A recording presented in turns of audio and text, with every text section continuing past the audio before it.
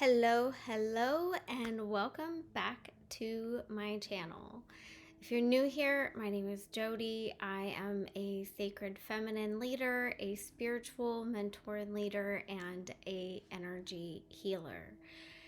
So I want to talk to you a little bit today about one of the questions I actually get a lot, and that is, what is the sacred feminine?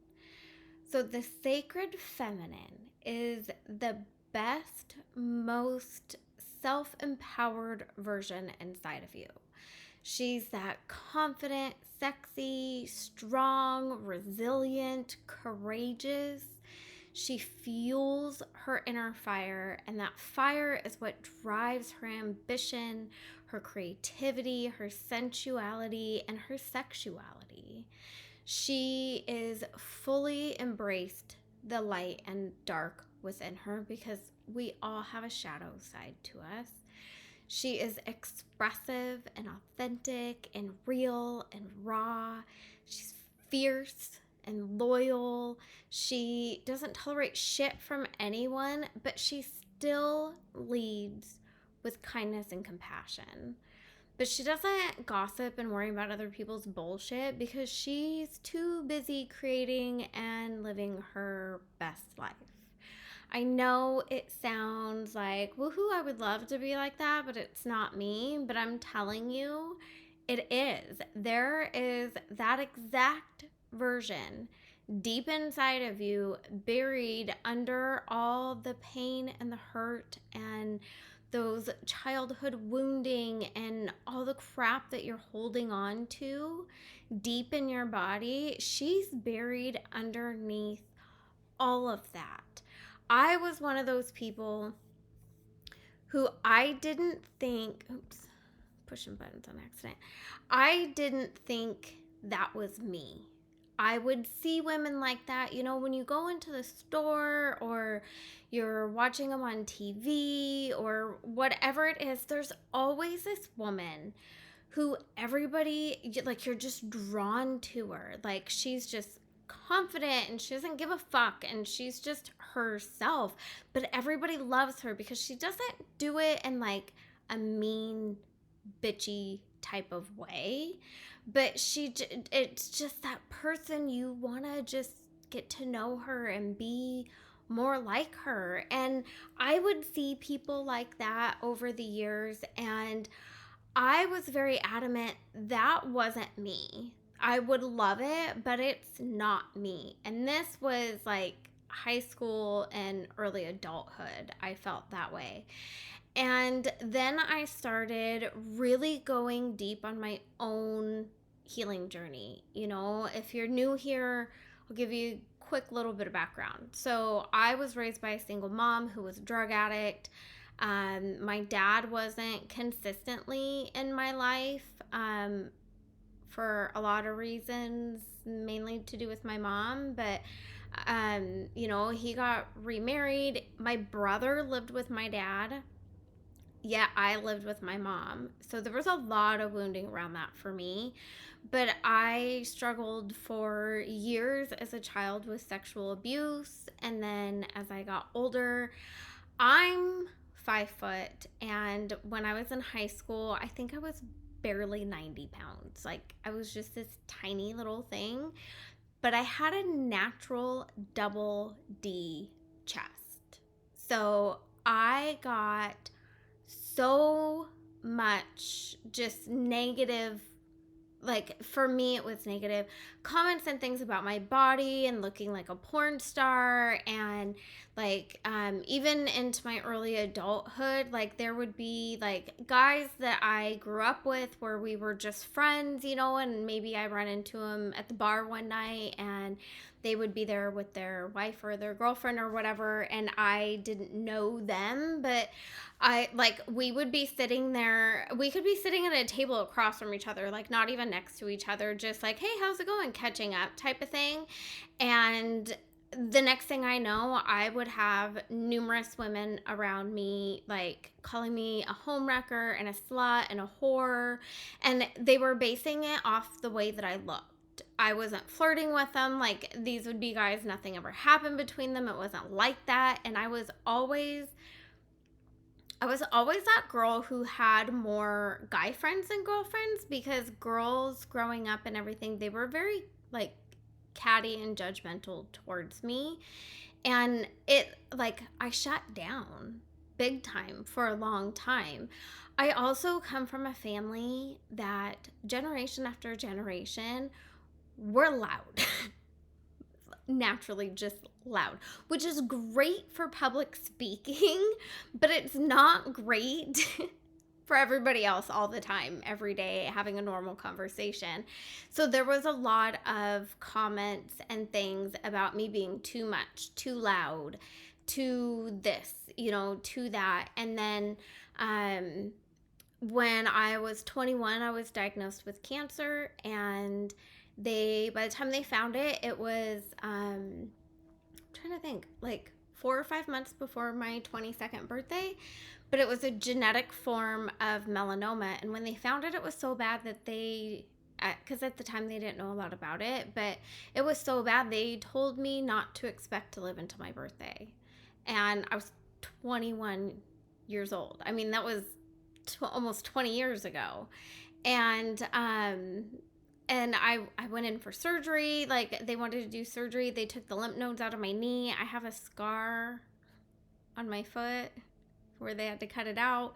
Luckily, it got rid of it. I chuckle because I'm not very big. Again, kind of petite. So they actually had to dig kind of a big hole in my foot. But I didn't have enough skin and fatty tissue on my feet to sew it back up, so they had to do a skin graft, and so they had to shave skin from my butt cheek because that was the only fatty place on my body at the time. And so I'm probably the only person you will ever meet that could stick their foot in your face and tell you to kiss my ass, and it's true. You gotta find humor in these things.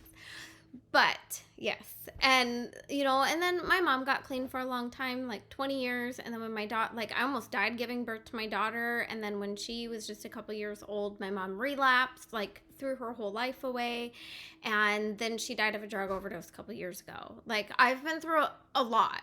I had a complete disconnect from my body. I had no confidence whatsoever in myself, and I really struggled with depression and anxiety. I was heavily medicated on antidepressants and anxiety meds, and it just got to a point I wanted better, not just for myself but for my daughter. And that's when I really started learning. I started studying the science first, like quantum physics, neuroscience, psychology. I was trying to understand my mind and my body and why I was in the place that I was. And that really kicked off my healing journey. But as I learned not just the science and the mindset stuff, but really learning the energy work and everything else, and then learning that that's actually what I'm meant to do. That's what I'm here for. I'm naturally just a really powerful energy healer, but it really changed a lot. So every little wound that I addressed and cleared out and dealt with and everything else, it was my confidence and all of that just naturally grew on its own. And then I started really learning and studying the feminine energetics and what it truly means to be a woman, because I am sorry, but we are not taught nearly anything of what it is to be a woman, feminine energetics, none of it. And the more I learned and embodied it, I am so completely different than I was even 4 years ago when I got divorced. And it was oh, okay, I get it now. They say that there's, we all have this potential, but I didn't really believe it until I got there myself. And it's true. The things that when you look at other women and you see how confident she is, or how like resilient and strong, whatever it is. And you're looking at her and you're like, I wish I could be like that. I wish I could be more like her. I wish I had her confidence. You desire that because you're capable of it. It is something buried inside of you. That is your inside, like your inner voice telling you, hello, I'm here, I'm available. I just need you to clear out the shit that is keeping you from seeing me and being me. We all have it, okay? But there's so many distorted beliefs and wounds and different things like that that we are holding on to in our mind and our body that we can't see that for ourselves. You know, I posted a video, I don't think it's on here, but on social media recently about validation and looking for validation. Like, if you're posting on social media or you do something great and your like excitement and empowerment around that is, if you're looking for that from external validation, whether you need it from your partner or your parents to tell you, like, great job, I'm so proud of you. If you need that to feel good, if you post on social media and you need to feel proud of that post because of the likes and the comments, like, excuse me, and if you don't get it, you start to question it, that is a huge sign that you really lack that deep self love and value. And the sacred woman, she has that deep love and that value, and she's emotionally intelligent. And which, if you don't know what that is, that means she knows how to deal with her emotions without being reactive. It's you get upset and you walk away. You get angry and you walk away. You don't get reactive and start spewing things out you don't actually mean just because you're triggered by something, and being triggered by something is highlighting an inner wound. So when you clear that stuff out and you learn how to handle your emotions and walk away and feel through it and get back to a level-headed place, and then come back and be like, hey, you know what? This really bothered me when you said that, and here's why. And sit down and have an actual conversation about it and communicate instead of the screaming and the yelling and whatever else. I mean, we all have slip ups, it's still going to happen. I still get mad at my teenager sometimes and yell, like when she's not doing what she's supposed to. But for the most part, I don't do that. I can walk away and calm down and then come back and be like, hey, we need to have a conversation because this is not okay.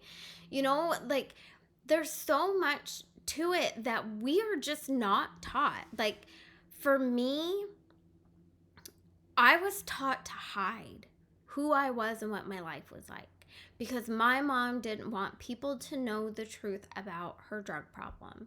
And I'm pretty sure it's because she was afraid somebody would take me away. And I wish, part of me wishes somebody did, that I would have spoken up or somebody would have caught on and taken me away. But for the most part, I'm kind of glad they didn't. Did I go through hell growing up? Abso-fucking-lutely. But you know what? I look at it as everything that happened to me happened for a reason. It led me on the path that I went on that led me to who I am today. If I grew up with different parents, that weren't like that, or were still married, or just supportive and loving and, all the great things that you wish you had from your parents growing up, if I had that, I wouldn't be the woman that I am today. I wouldn't be as strong and resilient as I am, but I also wouldn't have such a broader aspect and knowledge and things to be able to help women from so many backgrounds, from all over the world, the way that I am able to help them. So for that, I'm grateful for it. Now, if you would have asked me that 6, 7, 8 years ago, it was more of a poor me, I went through this. Why did this happen to me? But I don't look at it that way now because I am the best most self-empowered version of myself, and I can see the blessings and the lessons in every bad thing that ever happened to me. It led me to where I am and who I am, and for that, I am grateful for everything, every shitty boyfriend, every narcissist, like everything that's been there over the years. I am at a point I'm grateful for it. Would I go back to it? Absolutely fucking not. No, not doing that. Not today, not tomorrow, not fucking ever again. But am I grateful for the experience to make me the woman that I am? Abso-fucking-lutely. So that is the sacred feminine. The best, most self-empowered, loving, kind, forgiving. And by the way, here's a little conversation I have to have with people often. Just because you forgive somebody for something does not mean that you're going to accept that behavior again. All forgiveness does is releases the power that it holds over you. I have forgiven many people that have hurt me. Are they still going to be my life? Fuck no. Am I going to talk to them, be around them? No. No, but you not forgiving them is only them still hurting you over and over every fucking day.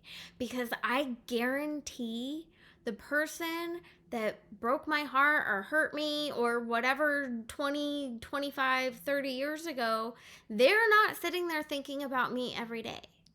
Okay, so why am I giving them power over me? Because that's what you're doing.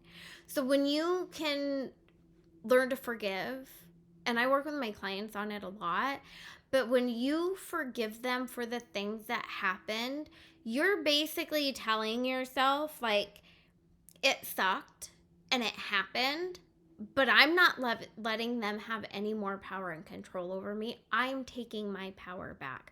I get to decide who I get to be, what I get to let affect me, and I'm not letting it affect me anymore. That's the power of forgiveness. It's not about them. It's about you. It's about empowering you. It's about taking your life and the reins and all of it back and not letting anyone else have any say and control over you and your emotions and how you feel. Because you, the sacred feminine, she does it all for herself. And when I say she does it all for herself, I don't mean that means that she runs a business and is a mom and does this. It's not the physical things that you're doing. Do they matter? Yeah. You could be a housewife that doesn't work and still embrace and become your sacred feminine, your most empowered self. But the biggest thing, and I've talked about this with the independent woman thing, a lot about it is emotionally. You fulfill your needs. You fulfill your needs. You create the emotions that you want. If you want to feel happy, you make yourself happy. If you want to feel loved, you make yourself feel loved. You love on yourself. You buy yourself the flowers. Take care of yourself. Pamper yourself a little bit. You know, it's not neglecting the bad things. It is putting your mental and emotional self first. You fulfilling those needs so that when you are interacting with your husband and your children and your clients and your coworkers and your boss, you're being the best version of you, and they all deserve the best version of you, not the depleted version of you. That doesn't benefit anybody, and that's the version a lot of people get from a lot of women because they don't take care of themselves. Women start sacrificing themselves to take care of their husband and the home and the kids, and they start putting everyone and everything first, that they're not taking care of their own needs. You have to fill your own cup first. And then what you get from everyone else comes, it's an overflow. You can give to others from a place of overflow. What you get from everybody is a bonus. But your happiness, your excitement, your passion for life, none of it should be reliant on what you're getting from your partner, your family, your children, your job, nothing. it should be dependent on you giving it to yourself first. Because I tell you what, my relationship with my daughter is so different than it was a couple of years ago. And she's always said that I was a good mom, but I had little patience. So when she, was cranky or whatever, it would make me cranky and I would get so irritable and I'd be like, I can't deal with this right now. And then after getting divorced, like I was stressed out. It would take me all day to clean my house. And it's not even that big of a house. Like it's just me and my daughter. So right now I live in a small duplex. And it works for us. It is all the space that we want and need at this point in time. And it would still take me all day to do it. And I would be stressed out and angry and irritable. And I'm not like that anymore. I take care of my needs and I take care of myself first. And when she's crabby and irritable, I don't get overwhelmed and irritated back with her. I'm just like, okay, maybe you should, go sit in your room and chill out for a little bit. And she's like, yeah, okay, I think I need to, and she does. But I will take care of myself and I will be at that place where I'm feeling good and I'm happy and everything's great. And I will clean the house in less than a fucking hour. And it used to take me all day. I mean, you're not adding more, you're using your time more effectively when you do feel good. When you're stressed out and overwhelmed, everything feels overwhelming. Not anymore. Not anymore. So, and that's why like self-care and everything is so important. And I hear so many women talking about how, like me, I was taught that it was selfish. But it's not, there's so many, your children benefit and then they start doing better because the children pick up on our beliefs, yes, but they also pick up on the energy and the vibration that we're giving off. So if we're constantly overwhelmed and stressed out and depleted and all this other stuff, they pick up on that and they start exhibiting the same types of behaviors because they're picking up on us. My daughter struggled. We had a couple of rough years where she really struggled with her confidence and stuff in herself. And to the point her dad was starting to get worried because she was getting to the point she was getting so just negative and starting drama. And she was not like that growing up. She was like the sweetest little kid that was friends with everybody and accepting and loving and kind. And it was concerning just because it was so different. But I was the one that was with her the most. And so when I started working on myself and building my confidence and feeling better about myself, she started going back to the way she used to be. That kind, sweet, confident, funny, so that time frame, a lot of her issues was she was reflecting to me the way that I was behaving and feeling and everything in our home.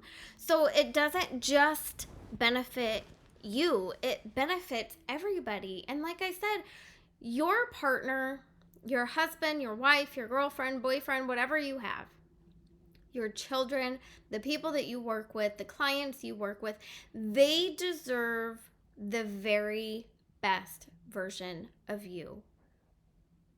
Hands down. You deserve to be the best version of you. You deserve to feel good about yourself. And one of the things I see a lot, and I did this, I am 100% guilty. When I was single and I was in my 20s, I took fairly decent care of myself. Like I wasn't into like working out or anything, but and I was still kind of in that party stage where I just wanted to go out and have fun with my friends all the time. But I still like took care of myself to the point that I felt good about myself for the most part. Like I would get dressed up when I was going to meet my friends or if we're going out to the bar for drinks or whatever it is, like I would get dressed cute and do my hair and my makeup and take care of myself, shave my legs and all the other bits and pieces of the body, and all these things. So when I went out, when you're feeling really, really good like that, that is when you're really magnetic. And I was so magnetic. And then I met my ex-husband and we got married. And here's where it really starts to shift. And this is why men say women change, because we do. We get into that relationship, and little by little, we stop doing some of those things that we used to do. And then we have children. And I had our daughter 2 weeks after our 1 year wedding anniversary. Like, I got pregnant very quickly with her. So at 1 year, I was very just huge and pregnant, and I gained I think like 50 pounds when I was pregnant with her. Like, it was crazy ridiculous. But anyways, so then when you have kids, I became a stay-at-home mom. When I got pregnant, from that point on, I was a stay-at-home wife and mom. My day consisted of taking care of our daughter, the cooking, the cleaning, all these things. Like, my ex-husband was one of them that he would be very unhappy and let you know that he was unhappy if he came home and there were dirty dishes in the sink and dinner wasn't done and the house wasn't cleaned. So it was a lot. And when my daughter was really little, I was also taking care of my grandma when she got sick. And so, I mean, it was a lot. There was no self-care for me. Like, I would be lucky if there was a period of time, I'm not kidding you, I know it sounds disgusting, but there was a period of time that I was lucky if I showered twice a week, because it was just up early and it was go, go, go, go, go. But when we do that, we stop being magnetic. We stop wanting to be intimate with our partner. We change because we are not taking care of our mental and emotional health anymore, and because of it, we're more stressed out and we're more overwhelmed. So yeah, we're not the same person, and we start feeling shitty about ourselves, so we're not all excited and giddy to be around them and have them touch us and everything like we did earlier on in the relationship. And we do change, and it's because we stop taking care of ourselves. We stop making ourselves a priority. And I've learned the more I make myself a priority, the better partner I am, the better mother I am, the better business owner I am, the better coach I am. Everybody gets the better version of me. And there's other pieces with the sexual stuff or whatever that we go to in the Sacred Feminine program. So I do have an amazing one-to-one program. It's one-to-one because no two women are exactly the same. Everybody is at a different place in their journey with different things going on. And so I do this one-to-one so that I can meet you where you are to help you step into your best, most empowered version of yourself, your sacred feminine. And that program is 3 months. I do run other smaller one-to-one programs if you just want a little bit without the full thing. But the full thing, we go into a lot. And being a mentor and a coach and also a healer, and it's a lot of spiritual based healing and everything. Yes, it's energy healing and all kinds of different stuff, but there's so many different pieces and so many different things that I do is why my clients get such a big transformation, because the stuff that I teach and do and utilize in this one-to-one program is stuff that I had to go to numerous women over a period of 6 years to learn and know and do. And I'm very intuitive and I channel a lot too. So some of it is stuff that's channeled from a higher realm, not read in a book, but like the stuff I teach you in the Awaken Masterclass. That was all channeled stuff that I followed and did myself for a year before I ever recorded that class. So, there's some science-based stuff, and then there's the thank you God and angels for the information.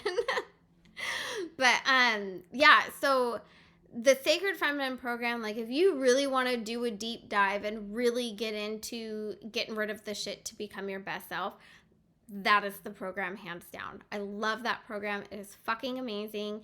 And like I said, the great thing is I meet you exactly where you are, and having a coach, they're able to see your blind spots. I'm a coach and a healer, and I still go to a coach and a healer because we all have blind spots, you know, and my coach and healer is also one person who does both, and she's incredible. So it's worth every penny every time, but I do a lot of it myself. I just go to her when I'm stuck and I can't figure out what the fucking problem is, and then I'm like, Tash, I need you. And she's like, okay, here we go. But yes, so that one is 3 months. And the nice thing is they're bi-weekly calls, so you get 2 calls a month, but you get unlimited Voxers, so you have access to me. Like, I mean, I say 5 days a week is what I say. Like, I'm in it 5 days a week, but 9 times out of 10, I still check it on the weekend, especially if I don't have my daughter and I'm not busy. Then I'll still check it and get back to people. So, I mean, there's some weeks you're going to have me 7 days a week answering your questions and helping you and whatever else, right then and there. So you get lots of time with me for 3 months, and it's great. And for the value and all of the amazing things that you get in that program, it's only $19.97. So I made it, I didn't want it to be so much that the women that actually really needed it couldn't afford it. And there are payment plans. And I do have other programs available. There's a few more those are on my website, www.jodiokasin.com. And yeah, plus, you know, the individual sessions and the energy healing and all the other things you can see on the website. And of course, obviously, there's always social media. So anyways, that is my riff on the Sacred Feminine. I don't think I forgot anything I was gonna say.